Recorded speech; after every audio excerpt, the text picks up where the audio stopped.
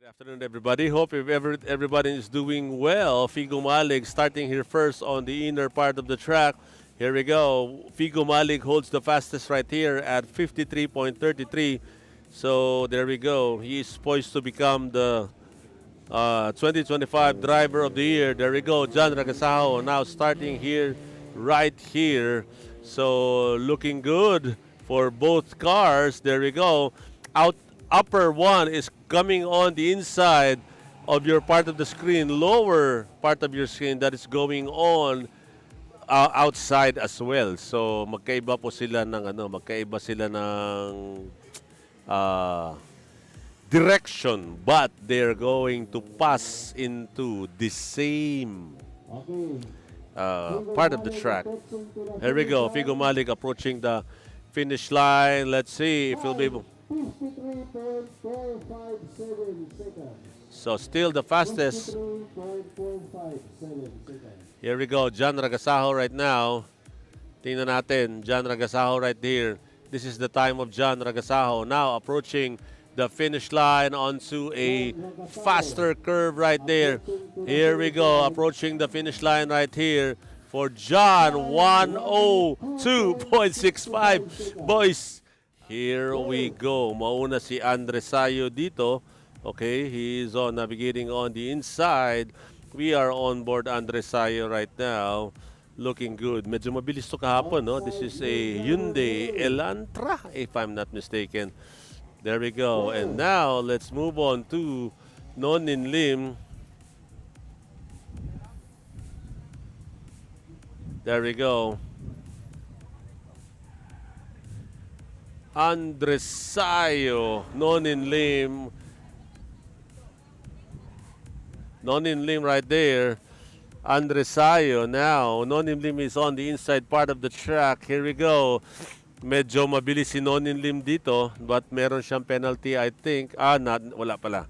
Sorry about that. So now, Andresayo right now approaching the finish line right there. Here we go. 56.47 seconds. Now, Nonin Lim. We are now approaching Nonin Lim. Nonin Lim approaching the finish line. This is the time of Nonin Lim. Teka, mabilis to. Wow, sideways going into that corner. 55.49. Neil Pedriña on the inside for Neil Pedriña right there. So, there we go. Outside, lane driver ready. Here we go. That's Sid Datukon right here. Sid Datukon. That is the time of Sid Datukon. Category Exp Opn. There we go. Sid Datukon. Whoa, look at that.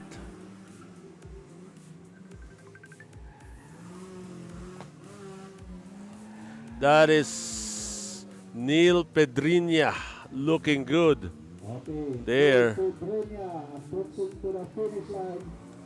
Neil Pedriña approaching the finish line. 55.108 seconds. Now, let's go to Sid Datukon right here. Here we go, approaching the finish line for Sid Datukon. Here we go. 55.46. All right, welcome back. Sorry about that. Here we go. We are on board Johan Stan right now. Brand new car for Johan Stan. Oh, this is a Honda Brio. Everybody is buying Honda Brio right now. So, medyo talaga, no? Medyo they have found the likeness for the Honda Brio. So there we go, Johan Stan. While we are looking at Felix Pontino Jr., there we go. On board Johan Stan right now. So that's Johan Stan going into the outside while Felix Pontino Jr. coming in on to the inside of the track. Johan Stan right there. We are on board him right now. There we go. As Felix Pontino Jr. Oh, nice maneuver there by Johan Stan. Finish line right here for Johan Stan. 55. Wow, galing. 55.27. Here we go. Felix Montino Jr. now on to the finish line, approaching the finish line right there. Wow, this is going to be a fast one right here for Felix Montino Jr. 53.70. Timer is ready. Felix Montino Jr. will start here first. Looking good right there for Felix Montino Jr. Now we are going to have Johan Stan coming in a little bit right now. Johan Stan, here we go. Look at that.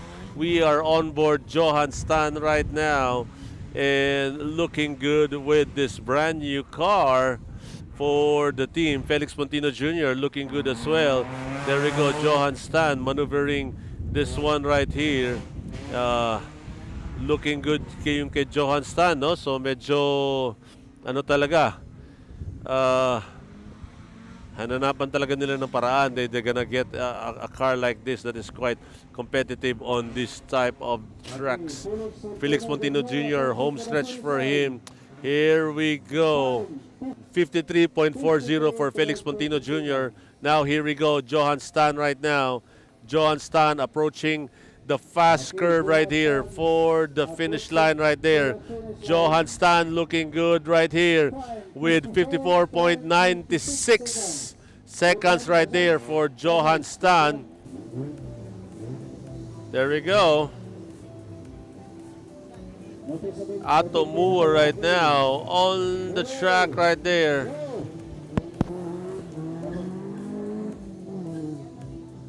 Johan Stan right here on the outside part of the track. A different car approaching Atomua right now. There we go.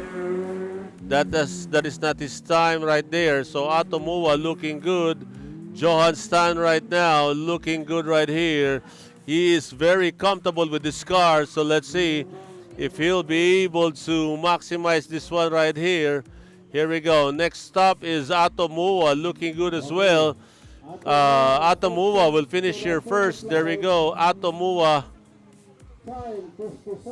57.731 for Atomua. Now let's go to Johan Stan. This is the time of Johan Stan right now approaching the start-finish line. A little bit of a hesitation going into that corner. Medyo nag-ano yung niya, change gear niya, nagka-problema siya. Hitting the cone.